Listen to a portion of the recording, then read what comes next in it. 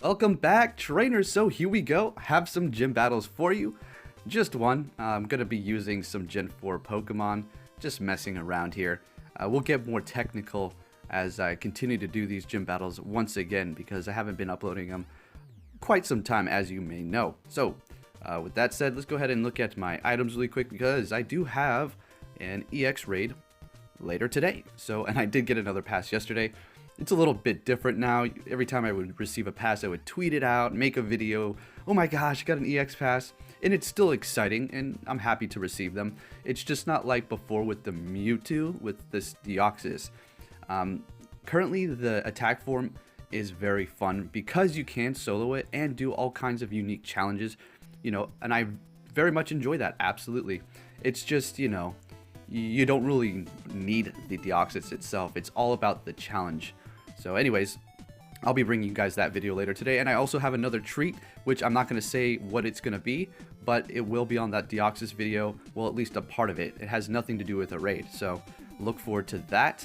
And my best Deoxys solo time right now is 143 seconds. I did defeat it at about 145, but it didn't flinch until the time you see here. Didn't flinch and have confetti until like 3 seconds later, which is absolutely ridiculous. And I didn't even use the lobby trick. So if I would have done that, that would have even tacked on a few more, maybe even helping me finish at 100 and say 45 seconds. So I'm going to try to shoot for a better time, only if it receives the moveset that you need it to have. That's going to be Poison Jab and Zap Cannon, using only Gengars with either Lick or Shadow Claw, and then obviously Shadow Ball.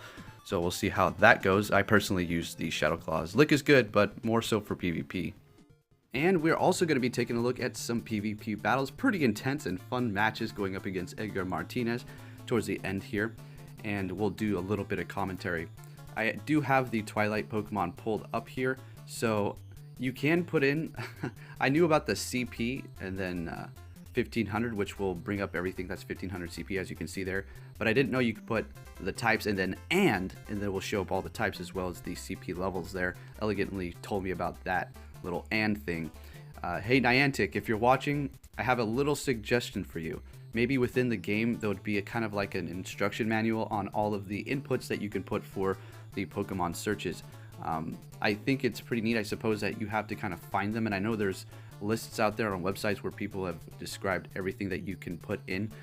But having it within the game would be quite nice because not all the people that play Pokemon Go are out there searching Reddit or these websites to find these specific searches. Anyways, with that said, let's just take a look. I'm going to just show you guys what I currently have. And, this is not exactly what I'm going to be going with.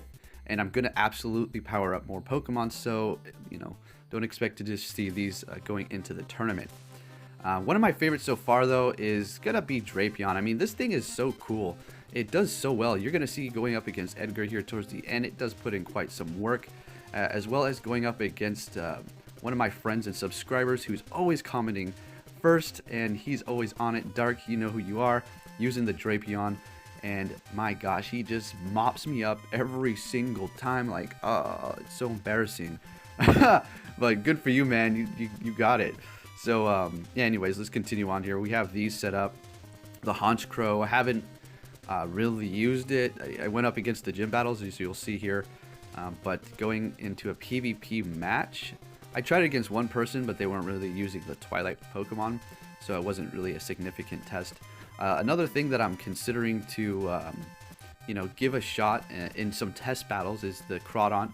It's not going to be one of your best types to pick, but it does have some sort of usability here, being a water and dark type.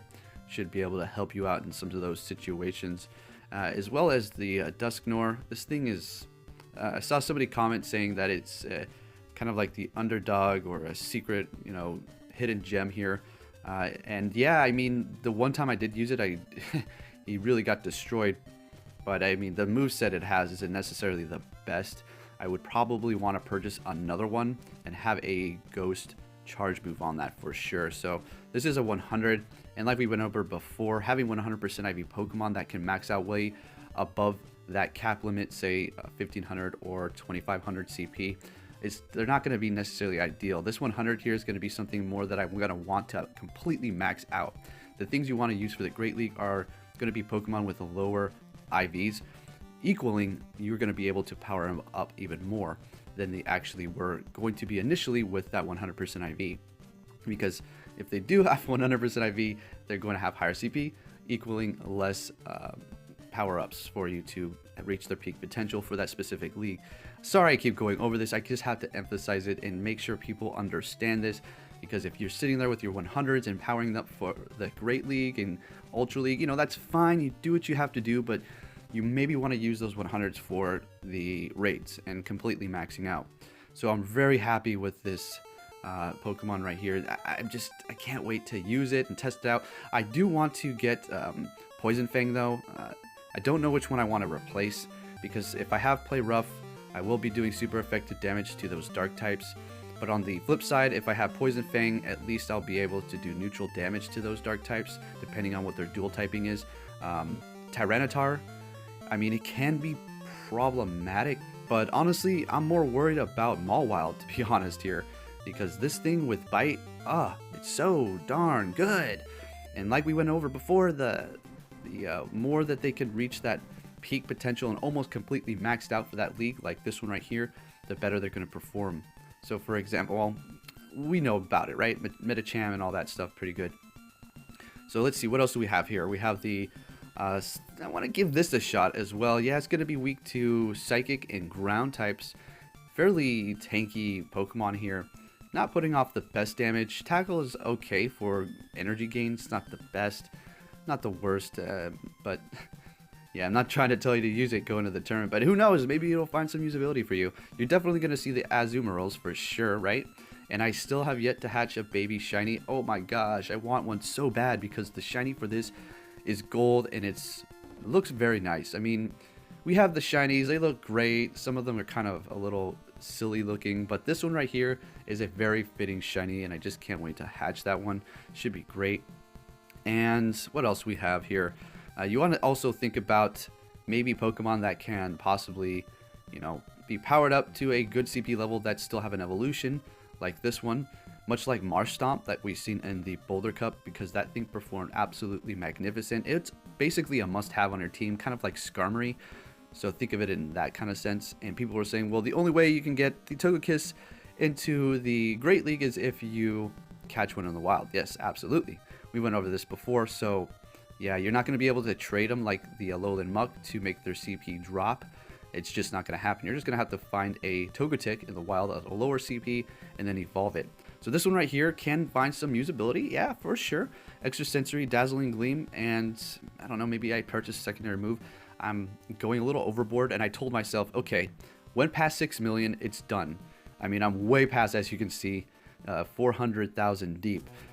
But I said, okay, I'll let myself use the 600,000 Stardust. Just make sure I don't go below 5 million at this point, because I just want to reserve that, because we've seen PvP come in and it was so just crazy. Everybody's spending Stardust. I literally spent millions, and we may see some sort of thing come in the future where we're going to start having to spend a lot of Stardust yet again. And that's why I kind of wanted to hold on to this Stardust. I'm not a hoarder. It's just, it feels nice to finally have this much, especially grinding here in Anchorage is kind of difficult in the winter time at least. So we don't have as many spawns as a lot of other places do. So collecting this much Stardust and holding on to it is kind of an accomplishment. And let's do some commentary. Down goes my Alolan Muck.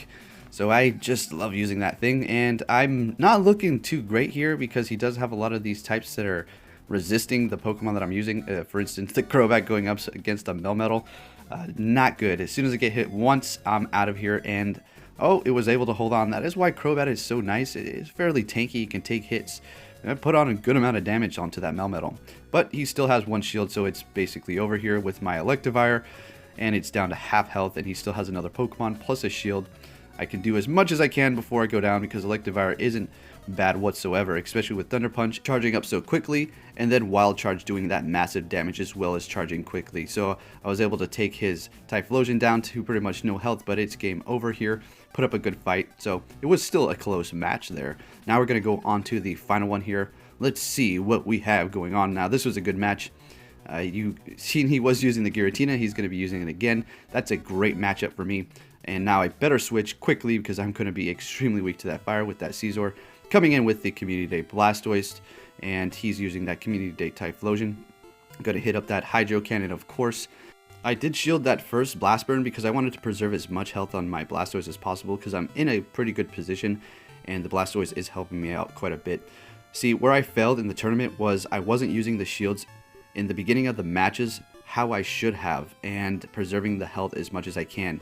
Inevitably taking me out was the quick moves, obviously the charge as well, but if I would have used the shields towards the beginning, they would have been able to possibly get off another charge move, putting me in a better position. Anyways, Scizor coming in with the charge move, Night Slash, ready to go, putting on a lot of damage. He is retreating yet again, and I'm bringing out the, I guess you could say, MVP Drapion. Not necessarily MVP, but just a good Pokemon to use.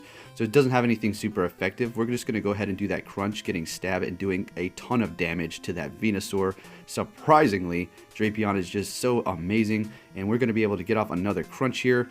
And let's see what we have going on. And he shields up. And we're going down right now. So we're looking okay. The Scizor is ready to go. We're going to go ahead and do that X-Scizor and finish off that Venusaur, sort of. And there we go. And my Scizor has those charge moves ready to go. We're going to go ahead and hit that Night Slash. No more shields. And that is game. Thank you for watching, trainers. And I'll catch you all next time.